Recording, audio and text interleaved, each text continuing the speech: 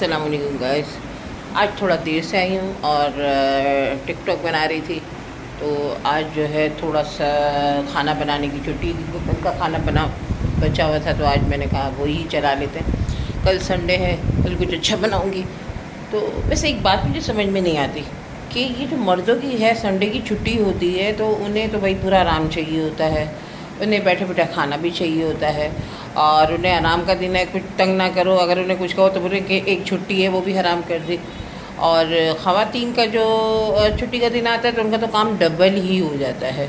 तो ये मेरा एहतजाज है, जिस तरह मर्दों की छुट्टी होती है ना, वैसे ही ख़वातीन की हफ्ते में एक छुट्टी होना चाहिए।